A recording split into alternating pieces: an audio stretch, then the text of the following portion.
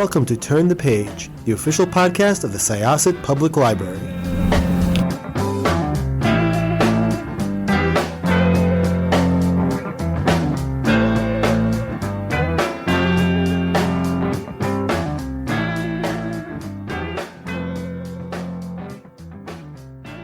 Hello, everyone. Welcome back to Turn the Page. I am one of your hosts today, Jen, and I am joined by my colleague. Would you like to introduce yourself? Yeah, I would. I'm Jessica. I am so glad to be here. We're both really glad to be here because today we have an extraordinarily special guest. I'm just going to go ahead and quote from the email that I sent to request this interview. The Addams Family films and the Men in Black films were extraordinarily essential to my 90s coming of age.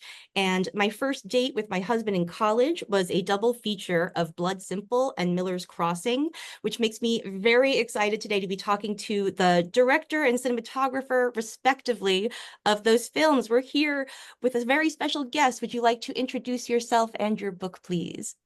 Hiya, I am Barry Sonnenfeld, and this is my second book, and it's called Best Possible Place, Worst Possible Time.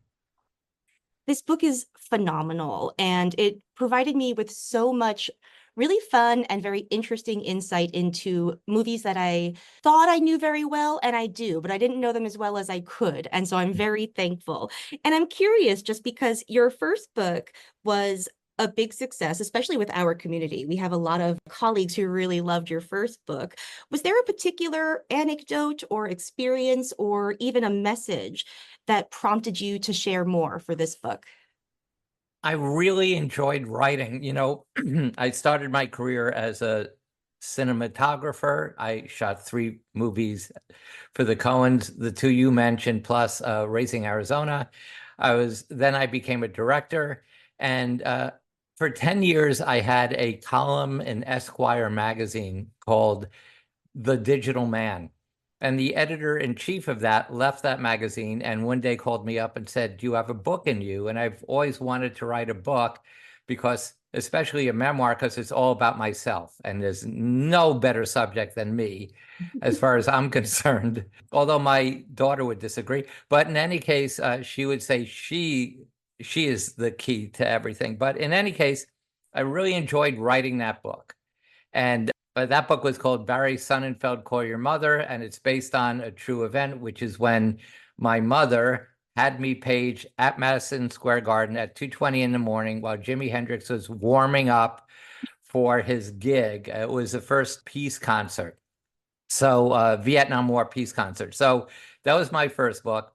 And I really loved the experience. I love just sitting there. I'll just vomit out the pages. Just like in movies, I feel the most important part of everything is editing and narrowing it down, winnowing it down. So I just vomit it out. I could write 40 pages a day. I've never had writer's block. So I had a lot still left in me because I also like things very short. The movies I direct are under 100 minutes. Most of them are under 90.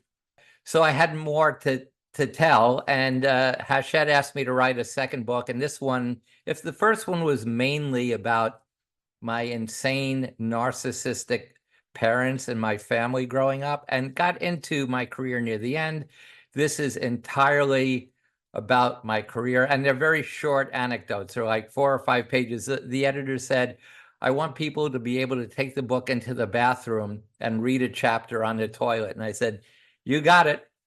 So, in fact, true story, I grew up in Washington Heights with Jewish parents, which meant we had the New Yorker magazine.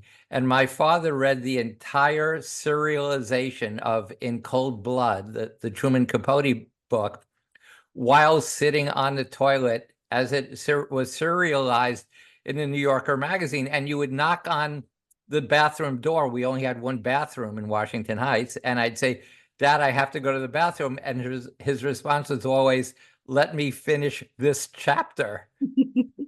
So anyway, so I've written a book that you can read on the toilet. I'm very proud of that. Excellent. That's great. And I feel like that plays into, you talk about a 3 bullet point rule in your book about how you pick your project. So location, very important, right? So Right. Location, money, and script. Yes. And, for 30 years, I lived year round in East Hampton. We started a school that's still going called the Hayground School. So I know Long Island quite well. I've stopped at Syosset many times to get gasoline. Nice. So Oh. now you can actually come to what is it, like across the street to the library? Yes. To the library, exactly. Much more exciting than our gas stations, not to Excellent. knock those locations. Yeah. Whenever I meet someone from Long Island, the first question I ask them is, "What exit?" And their answer is always, "Are we talking LIE or the Southern State?" Because those are very different answers. That's true. Yeah. Yeah. That could really change like the tone of where the Yeah. it's going. Yeah, I really actually like the chapter structure a lot because it's very anecdotal and it feels very personal. Like you're at a schmoozy dinner and you're reminiscing with old friends and hearing like a bunch of really funny anecdotes at once. And I would love to know about how you chose your anecdotes because some of them, sort of like puncture the mystique of Hollywood a little bit, and some of them sort of like put a little glamour on that mystique. So could you talk about choosing your anecdotes and structuring the book? The anecdotes are a little bit all over the place, although they're all about my career, both as a cinematographer and then as a director. In some chapters, I really want to sort of help people who are wanting to get into the film business or want to direct, what it's like to direct, my philosophy about how to direct a comedy, or all about pre-production. So there's some sort of semi-technical stuff. But also, there are a lot of anecdotes about famous people. Some of them are sort of lauded, and others are slightly utzed. I'm wondering how certain actors will feel when they read this book. If they read this book, I'm sure some friend will say, "Hey, have you read Sonnenfeld's book? He said something about you not being able to memorize your lines, John Travolta." But I hope I'm never mean. My wife was an editor, and she's my biggest critic. And so I always made sure, I passed her muster. And what her attitude was, if it's true, you can tell it. And these are all very, very, unfortunately and painfully, very true anecdotes. So I mean, I have to ask, were you worried at all about burning any bridges in that case? The good news is that I'm 71 years old. So a good friend of mine once said to me, "You burn your bridges before you get to the bridge," which she also said the only time I'm not acting senile is when I'm acting juvenile. So she really knew me. But in any case, I'm not going to be working a lot more. I might have one or two other movies or TV shows in me, and those people that I sort of like, that I'm slightly hard on, would not be hiring me anyway. So I'm not too worried, and I think I've got a few more books in me also. I just love that process, as we say in Canada now. Yeah, I'm really glad that you brought up that there are lessons for young filmmakers in here. That is actually a refrain in the book. You say a lot, there's a lesson in there. And some of them are technical, as you say, about like which lenses you use and how you light things, about working within like time and budget and creative restraints. But there's also like what we might call like strategic communications, I would say. I'm taking marketing right now, so that's like the word on the top of my mind. But you do a really good job of illustrating how you can get people to see what you want them to see by making them think it was their idea. Can you talk about that a little bit? Sure. I learned this by accident. As a cameraman, I was shooting When Harry Met Sally, directed by Rob Reiner and starring Billy Crystal and Meg Ryan. And we had this scene where Billy and Meg and Carrie Fisher and Bruno Kirby were all doing this very long walk and talk down West Broadway. Actors come to the set, very few of them know their lines by heart. They kind of know it, but when you first start out, they're reading the script as they're acting. And what we want to do is we want to rehearse And so we know where to put the lights and how long the walk is going to be and that kind of stuff. British actors, by the way, always know all their lines. They're the best. They come in knowing, 8 pages of dialogue. Their Albert Finney on Miller's Crossing was amazing, just amazing. But anyway, so that night we have this very long walk and talk with those 4 actors. And because they kind of knew their lines but didn't know them perfectly, they're looking down at their script. So they're walking a little slower, and we mark how far they've walked. And it's night, and it takes a very long time to light at night. So they go off to hair and makeup, where they continue to memorize their lines while they're in the hair and makeup trailer. I light the set. They come back, and now they know their lines. They're not looking down at the script, so they have more energy and they're walking faster, and they walk literally 50 feet beyond where we're lit.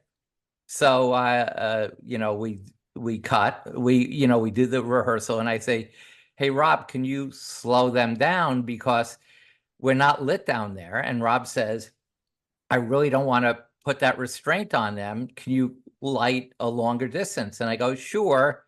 And here's another lesson. I said, sure, give me 14 minutes.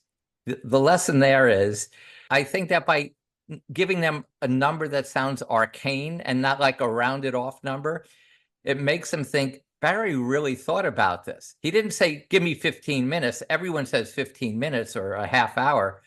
I'll always say 11 or 14 or 17. So they take me seriously now. So I said, yeah, give me 14 minutes. I add 75 more feet of light, but it's got to be a little bit sort of flatter and more broad because you don't know where they're going to stop. So I light the extra 75 feet, and Rob says, oh, that's great. Is it still going to look beautiful? And I said, well, it won't look as beautiful, but it'll be fine. And Rob says, I don't want fine. And I wasn't like baiting him. I didn't even think that this was going to be a brilliant thing that I said, but I said, it will be fine. And he said, we don't want fine. We want beautiful. Where do they have to stop for it to be beautiful? And I took him back to where we were originally lit. He brings the 4 actors there and it says, guys, you got to stop here. So slow down your walk. I turn off all the lights we added during those 14 minutes. They stopped on their mark. So that was the first lesson that night. But there was a second lesson, which, we were about 2 or 3 weeks into shooting, and Meg Ryan hadn't done that much stuff. She was lovely, but she wasn't great about hitting those marks. And I light each shot very specifically. I don't just light broad illumination or exposure. I light for it to be very pretty. So, and I've always said to Meg, hey, Meg, can you hit your mark here? And she would sometimes, and sometimes she wouldn't. But learning from the Rob experience just 20 minutes earlier, I said to Meg, hey, Meg, you can stop anywhere you want. It happens that if you stop right here on that mark, you'll look beautiful. So now I made it her choice. Instead of her doing me a favor, she was doing herself a favor. And for the rest of that movie and the next several movies I worked on before I became a director, I made it about them instead of about me. And I got much further in terms of beautiful lighting. That's great. And it's sort of like there's a paradoxical sort of thing there because you have to be obstinate enough to like keep wanting to get your way, but also you have to sort of like let your ego go enough to like not get credit for the decision, if that makes sense. Well, it makes sense. And in fact, when I became a director, what I learned is that directing is being a parent. You've got 3 actors in the scene. They all need different things from that parent. One needs you to be tough and say, you've got to do it this way. Another one, you need to hug a lot and say, oh, that was great. Some actors don't want to hear, oh, that was great or whatever. So depending on the actor that I'm working with, I actually direct them differently. And some actors I can make fun of and say, oh, man, that was terrible. And they'll laugh and go, yeah, I know, I can do better. Like, for instance, Jeff Daniels, who was in this movie RV, his character's name was Travis. And the only direction I ever gave Jeff, if I thought his first take was either slow or off or whatever, instead of, talking about his background or, asking him technically to do something, I'd just say, hey, Jeff, be more like Travis. And he'd remember, oh, yeah, right. I forgot. I got to be more like Travis. And that's the only direction I ever gave him. And that's the only direction he ever needed. That's pretty incredible. Yeah, it's good directing advice and good parenting advice. Yes. Yeah. I do a lot of close reading, as you might be able to tell. There's a funny story there where you're joking with Joel Cohen, talking about that if you made Raising Arizona today, it would be 10 times as expensive and not half as good. Could you talk about a little bit, like maybe the changes that you've seen in the industry as you've been working in it? Is it getting harder to make like these sort of movies outside of like the big machinery of like, let's say the MCU and stuff like that? Like, and where do you see things going? Okay, that's about 18 questions, It but is. Maybe take half of Yeah, just them. just vibe Okay, on. I'll answer 9 of them. Yeah. I'll answer 9 of those questions. And maybe not in the order you asked. You never know. Well, first of all, I would say I don't know where the industry is going for many reasons. First of all, no studio, whether it's for theatrical release or even on Netflix or any of those streamers, it's very hard to get movies made that don't already have an IP, whether it's a YA novel, series of novels, or a comic book, or, but an original script is very hard to get made. And what's really interesting is if they also want to make expensive looking movies and TV shows. So if it's not an IP, they go, this is way too expensive, even though it's great, it's way too expensive for not having an IP. And if you write something that can be done very inexpensively, they go, you know what, this is so inexpensive to make, but it will still cost us a fortune to market it. So we don't want to spend the money, even though it's not a lot, to make it. So I don't know. It's why my book, in part, is called Best Possible Time. Oh, Best Possible Place. Sorry. Best Possible Place, Worst Possible Time. No, Best Possible Place, Worst Possible Time. That's right. I was going to call, here's the problem.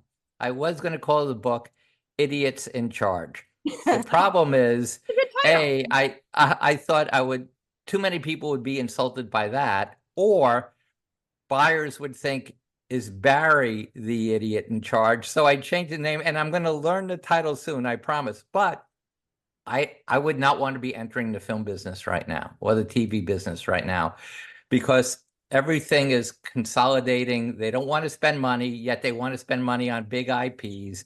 Everything looks the same. I don't understand the MCU at all. I mean, I saw the first Iron Man and Black Panther, and that may be the only 2 Marvel comic universe movies I've ever seen. I'm not sure, but I think so.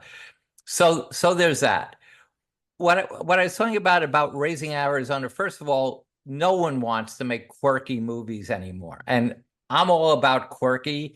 The Coen brothers are about quirky, whether I'm doing Men in Black or Pushing Daisies or a Series of Unfortunate Events or Addams Family. Yeah, I love A Series of Unfortunate Events. I have to say, I mean, absolutely fabulous. A complete 110% winner and constant rewatch. Yeah. So thank you for that. And by the way, we're talking about the Netflix series, not the feature film with Jim Carrey. We're talking, yes, 100%. I will say there was sort of a big because I mean, and I guess that's an IP when you really think about it. But I entered the library field when those books were really, really hot, and I was like, these are fabulous.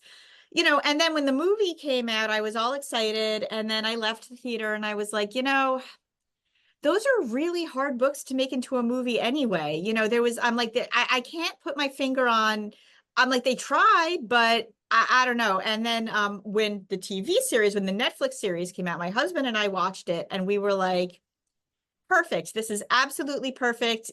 The adaptations were on point. The tone was on point. The casting was delicious. So yeah, I have to say, complete knocked it out of the park.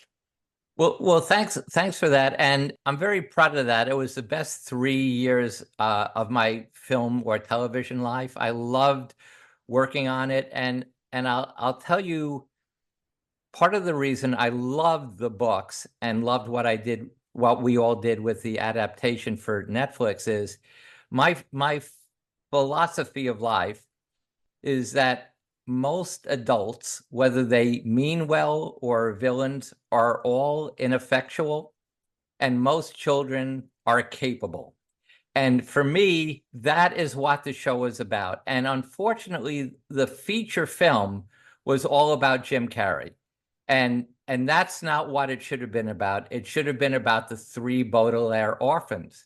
100%. And I do like Jim Carrey, but I will say that, you know, when I came out of that movie, like what I took away was it was Jim Carrey being Jim Carrey, not Jim Carrey, not Count Olaf. It wasn't Count Olaf. And Neil Patrick Harris just melted into that role. So he good. became, you know, he was Count Olaf. He was not Neil Patrick Harris. Even when his family did a cameo, I was like, that is perfect. So you hit the nail on the head there. That was really, I think, what took a lot of me specifically out of the movie myself. And it really was a winner in the Netflix series. Neil was great. And we loved, you know, before you do any of each book was 2 episodes, except the very last one. But we would have table reads before we would shoot the next episode. And I always loved, usually table reads are horrible because you hear all the non sequiturs and everything that's not working and this is boring. But going to a table read, wondering what will Neil Patrick Harris's voice sound like as Captain Sham, or, you know, I loved every second of footage that Neil is in, and we got along great, and we shot it all in Vancouver. So okay, now answering another one of the 9 questions. One of the things I was talking about the Raising Arizona is now there's so much more technological stuff that is available to filmmakers that didn't used to be. We never had drones. We never had these things called techno cranes that would arm out from a base without having to lay all this dolly track. So there's a famous sequence in Raising Arizona where Nick Cage has this fever dream where the camera goes over cars, over fountains, up a ladder, through a window, and into Florence, Arizona's screaming mouth. Now you could literally do that as one continuous drone shot. But back then they didn't exist. So that, and by the way, it would not have been nearly as good as the way we did it, because our version has so much more energy because Joel and I are running with something called the shaky cam and all that. So in a way, having all those new toys doesn't necessarily make for a better movie. I'll tell you something else. Now, every time you see an explosion, or there are too many explosions in movies, they're all sort of CG, not realistic things, but because you can have anything explode because you're not putting anyone in danger, because there is no explosion, it's all just computer graphics.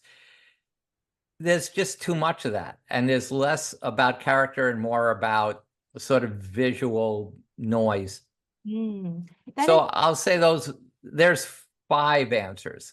Okay. Great. That's perfect. Yeah, the way that I ask questions is I ask a bunch and then you can just vibe on them, you know, see what comes out. Yes. I love that story about Raising Arizona. And there's another story that sort of touches on a similar point about Miller's Crossing and getting the hat to flip in that opening credit shot. Right. Again, in 2024, we would just go out to the Louisiana woods, shoot a background plate, as it's called, just some footage of the trees, and then the hat. What it is the shot is the opening shot, title sequence. A hat lands in the foreground, and then some wind picks up, and the hat gets blown up, flips up, up, up, and disappears way into the distant woods.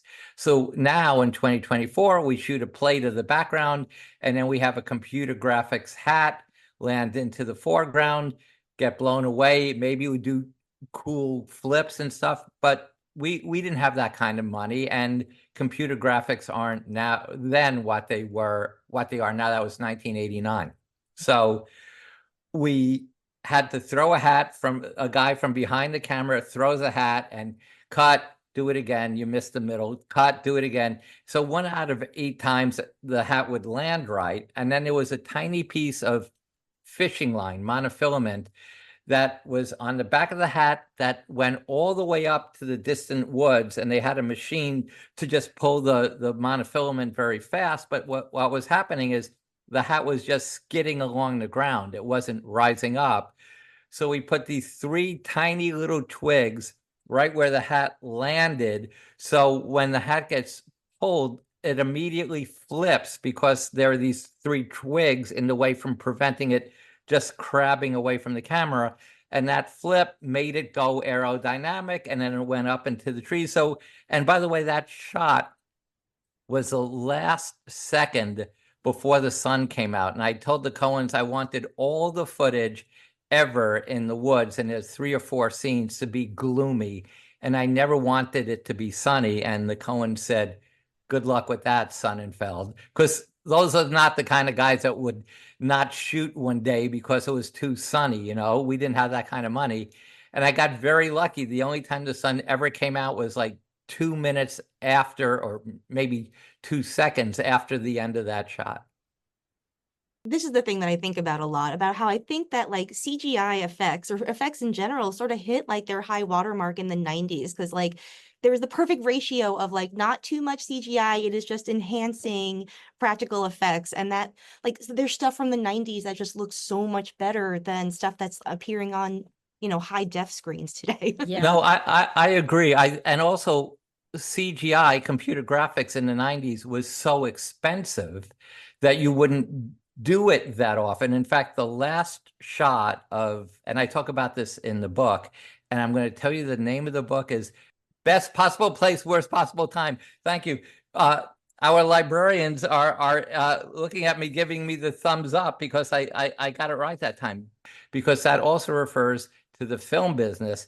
Best possible place, but it's the worst possible time right now. But in any case, the last shot of Men in Black, the first Men in Black, is a helicopter shot that starts on Will Smith and Linda Fiorentino getting into their Ford 500 POS, as Will calls it.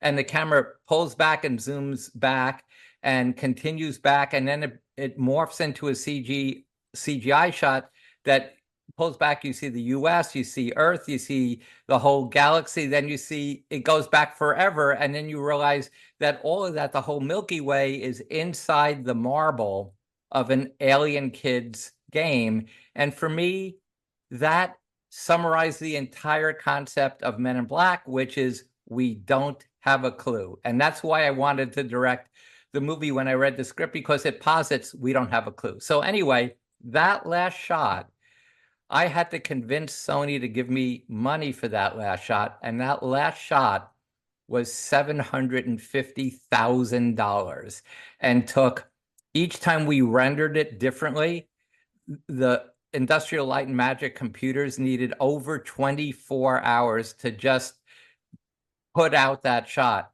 Now that shot would probably be $50,000 and be done in 20 minutes. You know, each iteration would take 20 minutes to render. But so that also meant that you did it right, because there were, you couldn't just shotgun a million different CGI shots. Each shot was expensive, and you really only used it when you had to.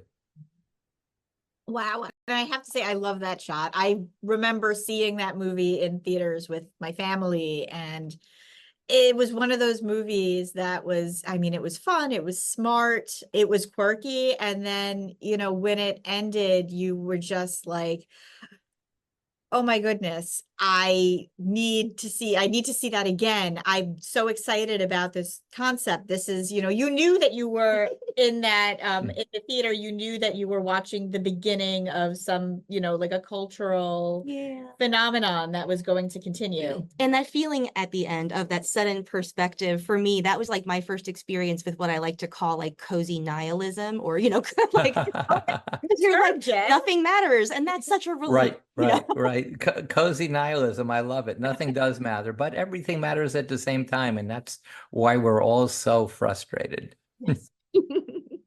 I have one more question about the photos in the book, because they're really excellent. There are so many really great behind the scene photos of people, goofing around off camera. And it's so nice to see people in these off moments, as opposed to like, highly curated posed photographs. Could you talk about where they came from? Are they all from your personal collection? And could you tell us about your director's saddle? Because I'm very interested. Sure. So again, several questions. I'm going to answer them one at a time, I hope. As it relates to the photos, a lot of them are just photos I took on the set, and some of them were taken by various set photographers for Sony or Paramount or any of the other studios that have photos. The Coen brothers, that we had a great photographer named Melinda Sue Gordon. So I got permission to use all of them in the book, but a lot of them were mine, that except the ones I'm in, obviously. But I think that sometimes they're like punctuations to the stories. So they're not just arbitrarily put in there, so I'm very proud of the photos. And I want to answer the second question because it was really good, and I want you to remind me what it was. Your director's saddle, because I The actually director's saddle. talking about like the placement of photos. Like I don't know if the arc will be the same as the final printed book, but it just happens on a hilarious page. Yeah, right. Yeah. And I'm sitting there out in the parking lot of Shea Stadium with a cigar, I think. So on Men in Black 2, Sweetie and I moved from Sweetie's my wife. We moved from the Hamptons to Telluride. And I really but I started to embrace cowboy stuff on Blood Simple, because we shot it in Austin, Texas. We ate a lot of barbecue. The first thing the Coens and I did when we got three Jewish boys, we get to Austin, we go right to the country and western store and buy shirt jacks and shady Grady's, which is a kind of straw cowboy hat. So, and we wore them all the time. In fact, I almost included a shot of Joel, Ethan, and me with shady Grady's and shirt jacks on, but it was a little bit out of focus and confusing, so I didn't put it in. But I've always embraced cowboy for some reason. My wife's from Texas, and she's not proud of that, but I'm proud that I have a Texas wife. So anyway, at the end of Men in Black 2, the crew chipped in and bought me a saddle, and the saddle fits directly on what's called an apple box, which is something that we use a lot in the film business. It's like a little crate. And over the years, it developed more and more. So then it got strapped to a platform. At first, it had a wheel. The platform had a wheel in every corner, but I kept flipping it because I'm not. So I insisted that each corner had 3 wheels. So the new version has 12 wheels. And then on a series of unfortunate events, Rose Lamb, who was the producer with me, bought me a motorized saddle. So what it is those rascals that like old, retired people drive in like, the villages down in Florida or something.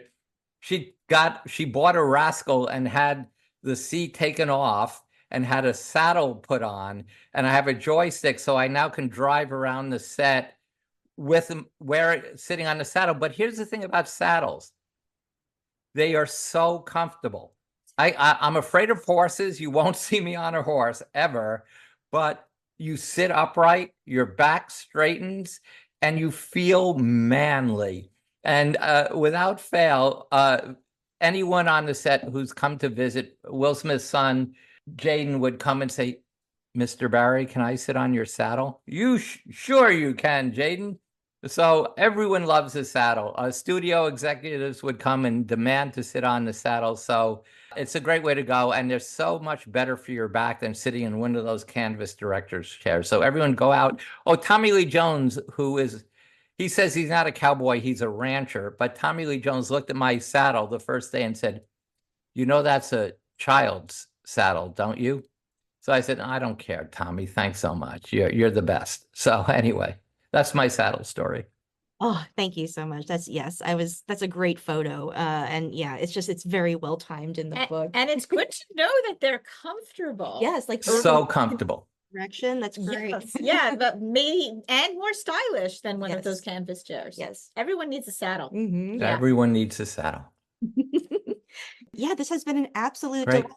The book is so much fun. And I am so excited for our patrons not only to read it, but to get to hear you talk about it on October 4th. One more question. Tell me again the name of the book. No, now where are you know, going? Best possible time, worst possible place. I was No, that's not the name of the book. No, it's not.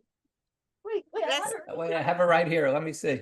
possible place, worst possible Oh, time. I did. I reversed it. Yes, it's best possible place, worst possible I shouldn't time. have cheated off of you, Jen. Yeah. I read all the books, all the words like inside the covers, and I forgot about the ones on the cover. But it is a fantastic book, and I am so excited for people to read it. And thank you so much for joining us for this. Thank you.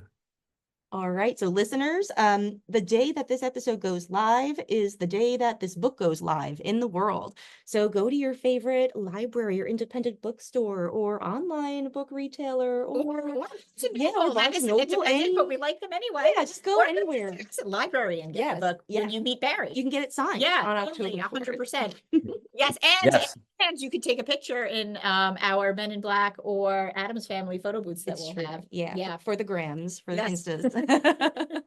All right. Thank you everybody for joining us. It is now time to close this chapter. It's time to close this chapter of Turn the Page. Join us for the next episode.